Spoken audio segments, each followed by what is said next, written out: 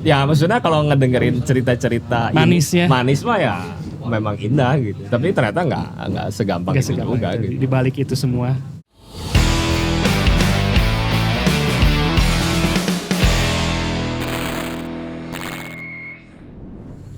Halo, balik lagi di Voice of Raw. Episode kali ini kita bakal ngobrol-ngobrol bareng Baskara Puraga atau Aga ya. Salah satu founder Red Raw Center juga, tempat di sini. Lalu kurator BPM ya kemana? Tahun ini juga kayaknya. Koordinator kurator. Ya, tahun ini juga kurator juga ya Kak di BPM. Katanya dengar-dengar di BPM kali ini juga bakal ada kolaborasi dengan NFT Artaca itu apa ya? NFT ya apa? DAO itu platform salah satu platform NFT yang baru yang khusus fotografi lah. Oke, berarti jadi nanti ya itu akan berkolaborasi nantinya. Mungkin mereka akan bikin pameran di Bandung gitu. Oke, ya itu ya. Salah satu yang baru lah ya, di BPM tahun 2022 yang mudah-mudahan terwujud gitu. Ya. Itu dari mereka dari Asia ya, Thailand terus. Kalau base-nya sih mereka kalau mungkin base-nya mah kantor pusat lah. Kalau kita mah kantor pusat mah di Hong Kong. Oh, di Hong Kong. Gitu. Cuman kalau nanti partisipan pamerannya sih macam-macam lah tersebar. Okay. Ada tapi banyaknya dari Asia. Tapi ada juga yang Eropa ada. Oh, oke. Amerika ada nggak ya? Amerika kayaknya ada satu deh. Oh. Itu emang ini tetap fotografi ya, cuma dikumpulinnya gara-gara NFT, kurang lebih gitulah ya. Ya. Berarti lumayan berpengaruh juga ya si fenomena NFT dari akhir tahun ya? Akhir tahun 2021. Kalau ngelihat start ramenya ya gitu, secara general ya, bukan hanya fotografinya mah, mungkin dari 2021 sebetulnya. Iya. 2021 awal mungkin ya. Itu tapi masih itu ya apa kayak seni digital lain ya, banyaknya karya-karya ilustrasi 3D artis, terus ya video pun banyak yang video-video 3D gitu. Bukan video-video yang real biasa gitu, banyaknya yang 3D lah. Baru pertengahan 2021 lah mulai muncul mulai rame lah gitu. Terus puncaknya mungkin gara-gara si Gozali itu ya. Kayaknya untuk fotografi ya, walaupun sebenarnya nggak fotografi banget sih, nggak. Cuman maksudnya kalau untuk ngehnya orang Indonesia terhadap NFT, kayaknya booming utamanya pas si Gozali. Meskipun dari sebelumnya udah mulai ada juga. Gitu. Saya sendiri kan start NFT itu September 2021. Itu sebelum Gozali booming gitu, dan di situ pun udah mulai ngelihat kalau ternyata fotografi mulai diterima ya, ada pasarnya. Ya, punya pasar, dia berkembang gitu, terus mulai banyak perkumpulan lah ya. Kalau di bahasa NFT itu disebutnya DAO gitu, mulai bermunculan DAO yang akhirnya fokus di fotografi, baik itu mungkin fokus dari kolektif karya, fokus di penjualannya collection, mengkolek gitu ya, membeli karya gitu, khusus fotografi itu mulai banyak. Dan sebetulnya fotografi bisa dibilang meledak itu karena karyanya Justin Aversano. Kalau teman-teman boleh googling lah gitu. Karena saya sendiri sebelum ber-NFT Ria gitu, nggak tahu siapa Justin Aversano gitu. Benar-benar di luar radar saya gitu, di luar radar pengetahuan saya yang umum tentang siapa sih fotografer gitu. Jadi memang gara-gara Justin Aversano, waktu itu Justin Aversano membuat satu collection karya yang berisikan 100 orang kembar. Jadi dia memotret ada 100 orang kembar, lalu dia jual gitu. Nah itu booming gitu. Karena waktu itu jadi rame karena pelelangan karyanya tidak hanya terjadi di dunia digital di NFT, tapi juga terjadi di Christie, di auction house, di galeri Christie. Bener lah ya. Ya gitu. Sebenarnya kalau disebut galeri benar sih, maksudnya terjadi di auction house, salah satu auction house paling bergengsi di dunia lah gitu, di Christie. Dan dari situlah akhirnya peluang fotografi semakin besar lah gitu. Dan semakin banyak juga yang akhirnya masuk. Oke, berarti emang jadi punya tempat tersendiri lah ya. Ya, ya. Karena Perlakuannya juga beda ya. karena sebelum itu mungkin benar-benar apa ya, benar-benar sendiri-sendiri lah. Orang-orang tuh dia bergerak benar-benar gerilya sendiri-sendiri. Tapi semenjak setelah rame Justin, si Justin ini pun akhirnya bikin perkumpulan, temennya bikin perkumpulan dan segala macam. Akhirnya mengakomodir untuk kemajuan kurang lebih lah seperti kemajuan bersama fotografi di NFT gitu.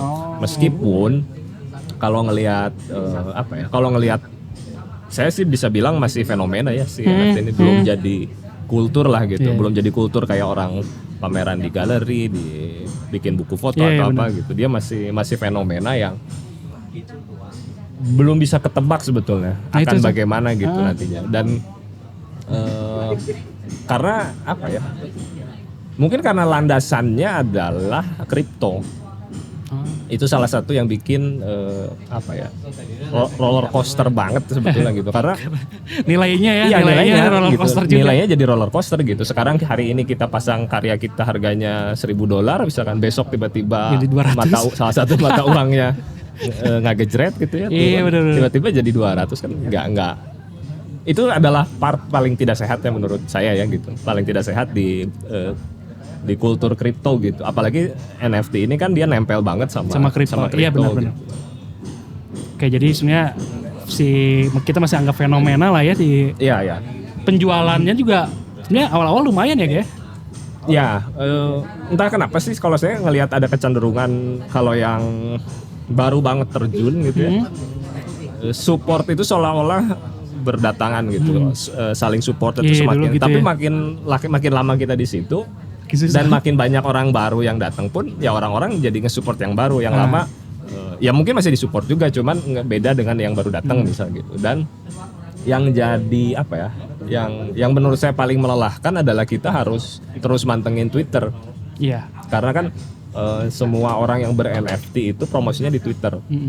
Dan itu ibaratnya harus kita pantengin terus, kalau bisa 24 jam gitu. Admin gitu ya. Belum lagi perbedaan zona waktu gitu. Ya. Misalkan banyak yang pakainya di belahan dunia sebelah sana, otomatis kita pun jadi kalau mau menjangkau kolektor yang belahan dunia sana, kita pun harus ngikutin waktunya sana gitu. Makanya lagi yang 24 jam tuh gitu ya.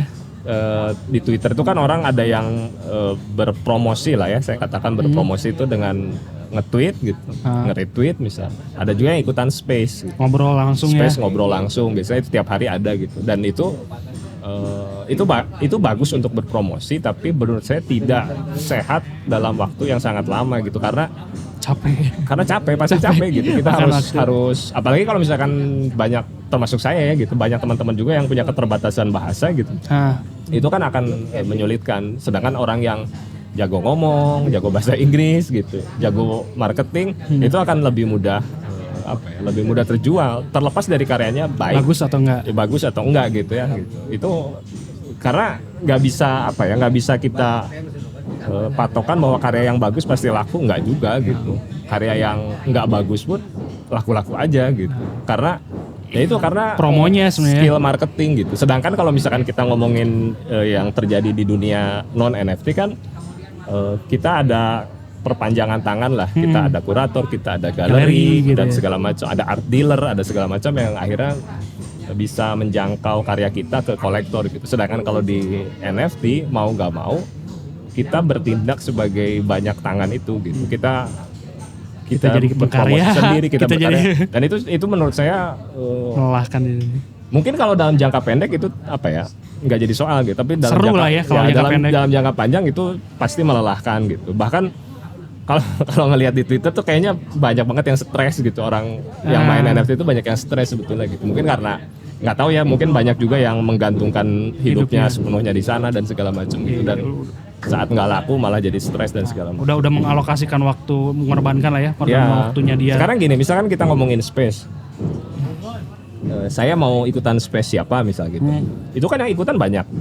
Semua orang mau promosi karyanya, mau ngobrol, mau ngomongin karyanya, mau presentasi karyanya. Itu nunggu antriannya aja bisa lama gitu. Saya bahkan pernah tuh iseng masuk gitu, ya sambil ngerjain yang lain gitu, berharap dapat giliran juga gitu, tentu saja gitu, karena di situ banyak kolektor-kolektor yang berkumpul lah gitu. Itu sampai 3 jam belum dapat giliran. Ya udah saya matiin aja gitu. Dan 3 jam kita harus dengerin orang yang cuman kita nggak mau dengerin juga ya. Gitu kan. Ya oke lah kalau misalkan semuanya karyanya menarik untuk didengarkan gitu. Tapi banyaknya juga menurut saya tidak, jujur aja tidak menarik untuk didengarkan gitu. Karena kebanyakan membicarakan teknis dan lain. Enggak sih, lebih kebanyakan membicarakan dirinya sendiri ketimbang karyanya gitu. Oh saya ini begini, saya memotret di sini gitu. Kan kadang nggak semua menarik juga gitu. Nggak, jadi fokus ke karyanya malah sedikit nggak tahu, ya. Gitu. Belum lagi banyak yang menjual kesedihan dan segala macam. Gitu tuh yang paling males tuh. Saya malas dan menjijikan. Gitu. Terus menjual kondisi mentalnya gitu. Wah saya kadang yang kayak gitu-gitu tuh agak malu, jadi nggak. Ya bukannya saya nggak mau simpati ya gitu terhadap orang lain gitu. Cuman kemarin aja dikasih tahu temen gitu, ada kejadian orang Indonesia gitu, bukan fotografer lah, nggak perlu disebut, tapi ternyata dia sering menjual kesedihan dan ternyata bohong gitu. Dan hal kayak gitu tuh dengan mudah bisa terjadi gitu. Belum lagi yang misalkan yang copy minter istilahnya, maling karya. Malingnya. Itu tuh banyak tuh yang kayak gitu tuh. Dan hasilnya juga lumayan ya mereka yang kayak gitu. Iya bisa. Duitnya. Apalagi kalau memang orangnya jago marketing gitu. Sedangkan dari pengalaman saya dan di lingkungan saya tuh sebetulnya banyak teman-teman fotografer yang sebetulnya nggak jago marketing gitu. Dan itu adalah hambatan yang sangat sulit dilalui gitu saat orang terjun langsung ke NFT dan harus mempromosikan karyanya. Iya, karena kan beberapa pengkarya justru malah bikin tim ya. Ya. Ada yang fokus karyanya, ada yang fokus promosi. Promosi ya. Itu budaya bikin tim itu terjadi saat orang biasanya bikin project PFP, profile picture ya. Ya itulah gitu. Yang avatar gitulah. Itu pasti tim kerjanya. Si senimannya ya berkarya, menggambar. Fokus lah ya.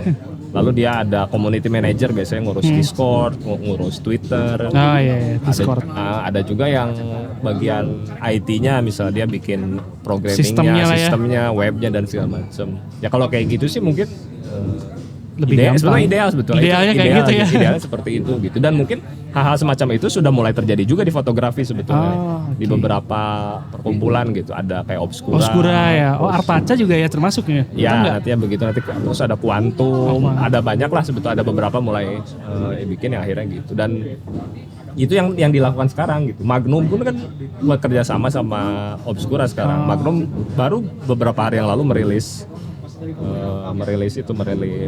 collection ya gitu. Dan dari berbagai fotografer Magnum. Sebenarnya yang ideal kayak gitu ya. Maksudnya yang pengkaryanya mah pengkarya aja gitu. Yang jualan ya beda lagi sama keahliannya ya. Ya, tapi kan permasalahannya tidak semua pengkarya, tidak semua fotografer bisa punya akses terhadap hal seperti itu menurut saya di NFT, baik di NFT ataupun non NFT gitu. Akses ke sesuatu yang sifatnya lebih elit gitu adalah akses yang tidak bisa didapat semuanya gitu. Sekarang gini, banyak orang yang berjualan berbulan-bulan untuk satu karya biar laku. Katakanlah karyanya memang lumayan mahal gitu ya. Katakanlah kalau dirupiahkan mungkin 18 juta misal gitu, satu fotonya gitu.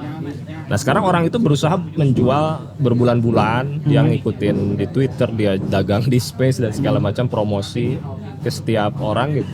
Terus nggak laku-laku, tiba-tiba datang perkumpulan gitu dengan orang-orang yang fotografernya udah jelas gitu ya, ada Magnum dan segala macam. Hitungan hari laku gitu.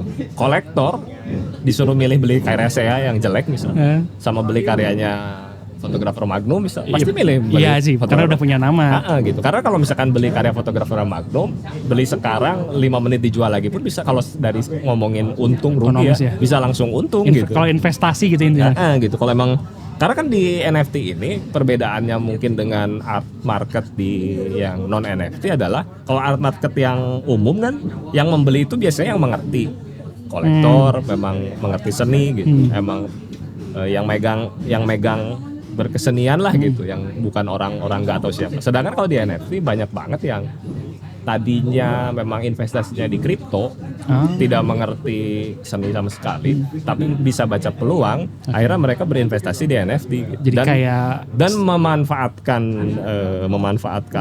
karya seni sebagai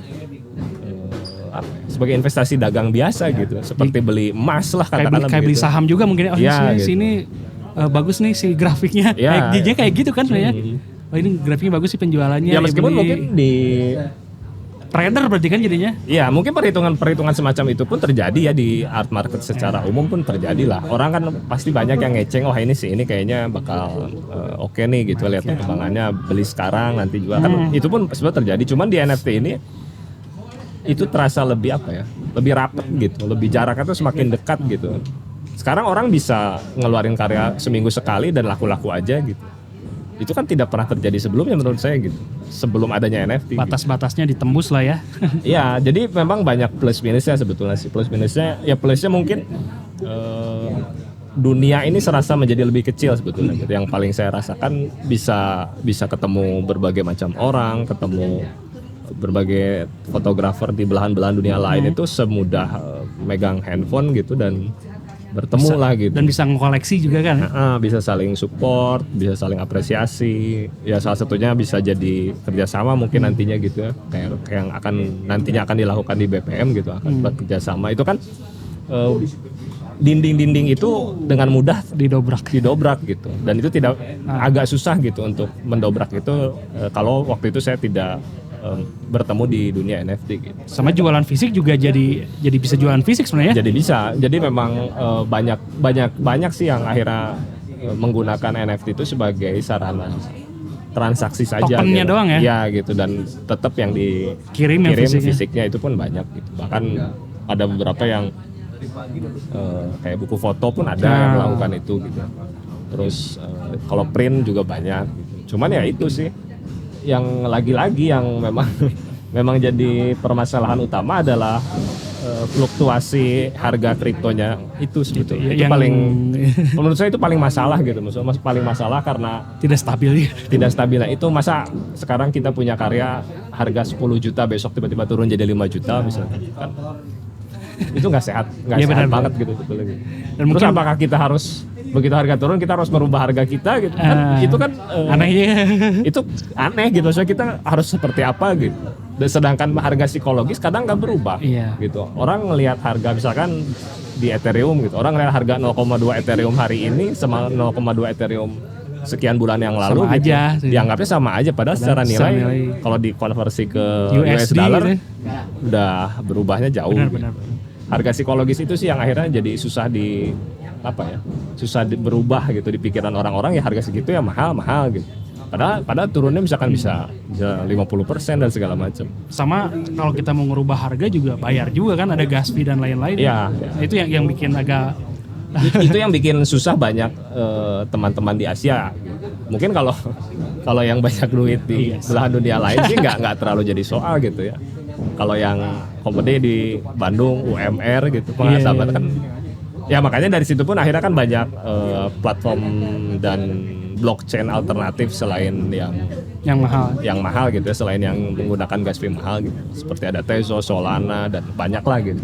Dan kalau saya dan teman-teman sih pada akhirnya lebih banyak dan lebih aktif mungkin di blockchain Tezos gitu, karena dia lebih murah sih. Itu aja sih pertimbangannya. Ongkosnya murah ya. Ongkosnya lebih murah. Tapi negatifnya harganya pun jadi nggak bisa mahal-mahal gitu. Susah juga dinaikkan jadi setara dengan misalkan dengan blockchain di Ethereum. Iya. Karena kalaupun mau itu jadi nilai psikologisnya tinggi gitu. Misalkan 0,1 Ethereum di Tezos jadi harus berapa puluh gitu ya. Jadi ratus mungkin. Ratus. Berapa ratus jadi Tezos. Mahal nih gitu ya. Iya. Kalau konversi Ethereum ya sama aja sebenarnya. Iya. Kayaknya mungkin si penurunan harga kripto yang gak stabil ini juga yang bikin penurunan penjualan juga mungkin agak menurun kali ya. Pasti berpengaruh karena mungkin banyak kolektor atau trader tadi yang menahan asetnya gitu. Dia tidak mentransaksikan asetnya pun pasti banyak. Belum lagi kan saat orang ngelihat, apalagi misalkan yang punya nyimpen banyak gitu, banyak. Misalkan Ethereum dia nyimpen sangat banyak, terus tiba-tiba Ethereumnya turun drastis. Pasti orang-orang seperti itu kan tidak akan menjual Ethereum, dia akan simpen aja dulu. Gitu. Dia akan menunggu untuk sampai harganya balik lagi, baru dia melakukan transaksi lagi gitu. Dan tadinya saya pun nggak paham hal-hal semacam ini gitu, karena benar-benar anti gitu ya sama yang namanya kripto awalnya gitu. Tapi gara-gara nyemplung di NFT jadi mau nggak mau jadi harus belajar gitu. Oh, oke. Tapi bukan seleksi alam lah ya. Yang kan jadi juga banyak yang hilang juga sebenarnya artis-artisnya gara-gara Banyak yang jadi seleksi alam juga yang lah ya. start bareng sama saya gitu, yang tadinya muncul tiap hari tiba-tiba jadi hilang. Jadi itu pun banyak gitu. Karena Saya pun mungkin intensitasnya udah nggak kayak pas awal banget September tuh, sudah mulai berkurang lah gitu. Tapi ya masih lah update terus gitu, masih terus ada event apa ikutan gitu, masih ikut rame-ramean gitu. Lumayan lah ya. Karena lumayan sebetulnya gitu. Bisa, kalau saya bisa katakan bisa menghidupi, tapi memang ya itu komitmen kita terhadap budayanya ya gitu, budaya online. Ya itu malasnya ada. Itu nggak setiap saat juga bisa di ini gitu. Nah, Melelahkan. lumayan sih. Kalau udah dapat laptop ada ya ada. Nyicil. Gara-gara NFT-nya. Nyicil laptop. Oh, kalau yang lain mah banyak yang Iya. kalau di yang rumah kan ada yang beli bikin rumah, galeri. ada yang bikin galeri, ada yang bikin masjid. Oh iya benar ada lihat. Macam-macam lah gitu.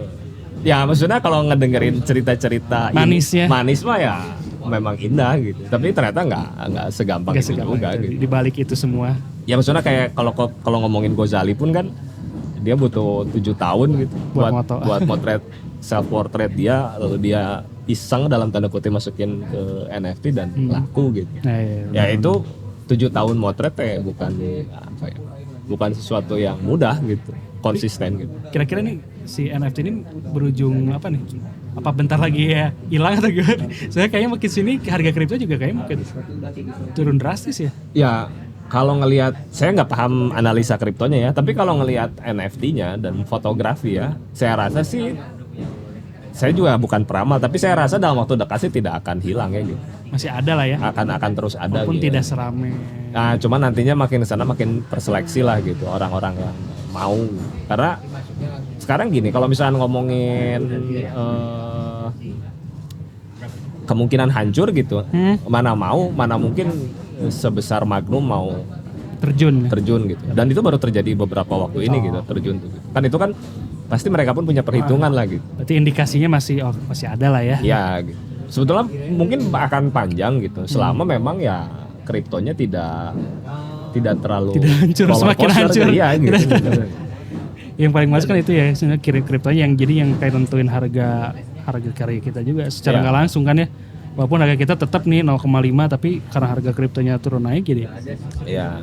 Ya saya merasakan gitu, pernah menjual di harga saat tinggi dan rendah dengan nominal angka yang sama gitu. Ya memang jauh banget gitu. Dan kesulitannya juga sama ya. Kesulitannya juga sama. Sama susah gitu enggak. Padahal nilainya udah turun gitu. Iya.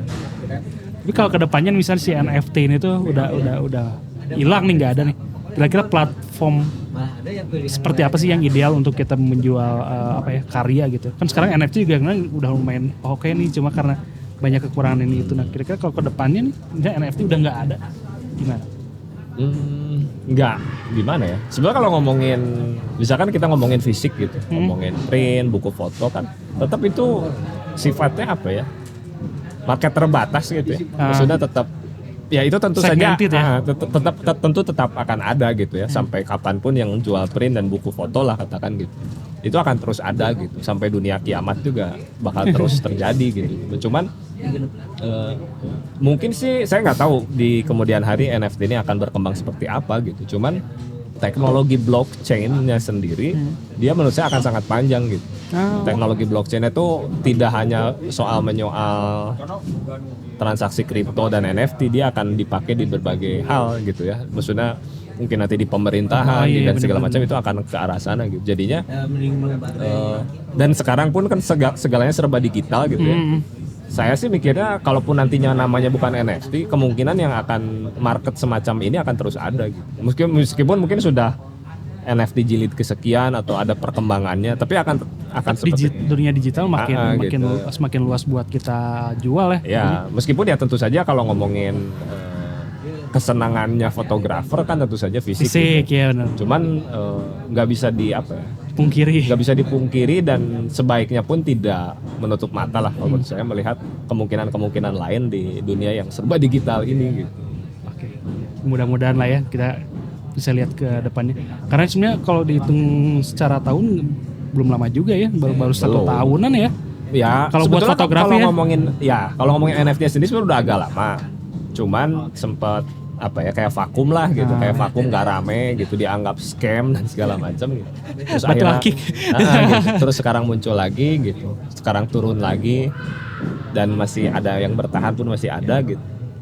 Ya, tapi benar sih kalau tadi ngomongin batu akik, awal mula kemunculannya memang mirip batu akik. Iya benar. Gitu. Jadi cuma FOMO ya jadinya ya. Iya, Orang-orang iya, FOMO kan. iya, Oh ini orang punya ini, pengen kayak gitu-gitu. Iya. Sebenarnya nggak ngerti juga nih buat apa. Cuman yang paling yang paling menguntungkan di luar uang adalah koneksi sebetulnya. Nah, iya. Terkoneksi dengan mudah ke berbagai teman-teman fotografer di berbagai belahan Daerah. dunia ini, itu salah satu hal yang patut disyukuri menurut saya Benar, gitu. benar. Karena sebelumnya saya nggak tahu ya, mungkin nggak tahu main saya yang kurang jauh atau gimana, tapi sebelumnya akses itu tuh tidak terjadi di hidup saya gitu. Jadi bahkan di Instagram juga enggak ya sebenarnya. Gitu ya. Padahal di Instagram kan kita pasti follow siapa ya, gitu. Tapi gitu. kan tidak, Interaksinya entah kenapa tidak tidak secair itu gitu. Mungkin karena kalau di Twitter base-nya adalah kata-kata ya. Base-nya kita ngetik kata-kata dan kalimat, jadinya mau nggak mau jadi ngobrol gitu. Ya, Kalau di apalagi tambah space juga kan. Kalau di Instagram paling kan komen-komen atau likes, Likes. ya udah gitu. Nah, mungkin karena interaksinya di Twitter jadinya Lebih cair ya. lebih cair. Meskipun saya pun bisa bilang kalau Twitter bukan bukan platform yang tepat juga sebetulnya. Bukan platform yang paling ideal untuk mempromosikan karya NFT. Gitu. Bener-bener. Mungkin suatu waktu nanti akan ada yang membuat khusus. Iya. Bisa jadi gitu, saya nggak tahu. Kayak bentuknya kayak Instagram zaman dulu gitu ya, Mungkin, foto gitu. tapi bisa langsung beli. Karena gitu. kan sama di Twitter pun ngomonginnya algoritma. Iya. Yang makin sering sekarang gini, misalkan saya rajin nge-tweet nih, lagi rajin nge-tweet itu yang berinteraksi dengan saya semakin banyak gitu. Tapi misalkan saya 2-3 hari nggak buka Twitter Ya, atau bener. apa, Hilang. itu berasa hilang gitu. Kita ngomong apa, nge-tweet apa juga orang nggak ada yang Nggak ada interaksi. yang lihat ya, gitu. bener-bener. Ya itu algoritma juga gitu. Jadi mungkin kedepannya kalaupun nanti NFT udah nggak ada, yang diperlukan mungkin yang akan muncul mungkin tetap dunia digital juga. Dunia digital pasti. Kalau saya yakin lah, saya itu mah yakin gitu. Meskipun kalau ngomongin dunia fisik mah tentu tidak akan pernah hilang gitu. Tapi Mudahan lah ya. perkembangan sekarang gini, sekian tahun yang lalu pun kita nggak pernah ngebayangin ada platform NFT gitu. Ya, Tiba-tiba sekarang ada gitu. Berarti kan dibeli itu akan gitu. terus berkembang entah ke arah mana gitu yang kita nggak tahu. Nah, ya mudah-mudahan bisa lebih mesejahterakan Ya. fotografer yang berkarya di jalur ini ya gitu ya. Ya karena kan bisa seenggaknya kalau di situ kita bisa sangat idealis gitu. Benar. Gitu. Kita nggak perlu ngejablay. Ya. Nggak perlu kayak motret nikahan gitu-gitu atau melakukan Parah sebuah lagi ngomong ya ngejablay. enggak, maksudnya kan kita kan melayani kan jadinya mau moto Ya, apa by klien gitu iya kan. by klien kan. Kalau di NFT itu kita berkarya sesuai kita jual, ada yang mau beli ya mangga, yang enggak apa-apa gitu kan, kayak gitu kan. Ya. Yang mudah-mudahan fotografer juga udah bisa berperilaku seperti seniman lainnya gitu ya. Kalau NFT jadi membuka kesempatan itu sebenarnya lebih luas ya sebenarnya. Lebih luas dan ya itu tadi yang utamanya sih karena semakin mudahnya akses. Baik itu informasi ataupun kemungkinan untuk memasarkan karya. Oke. Kita lihat aja lah di tahun depan atau 2 tahun lagi ya gimana. Mudah-mudahan masih ada. Mudah-mudahan. Nanti kita ngobrol lagi kalau udah ada yang baru lagi. Ya. Atau kalau sudah hancur. Kayaknya kalau kita udah hancur kita ulas nih, rekap gitu ya ke kaleidoskop perkembangan NFT. Tapi jangan lah ya. Kita kan udah lumayan juga investasi. Banyak teman-teman kita yang main juga, kasihan kalau tiba-tiba hancur. Bangkrut semua udah beli ini itu, kasihan aja. Ya udah teman-teman, sampai jumpa di episode berikutnya. Bye.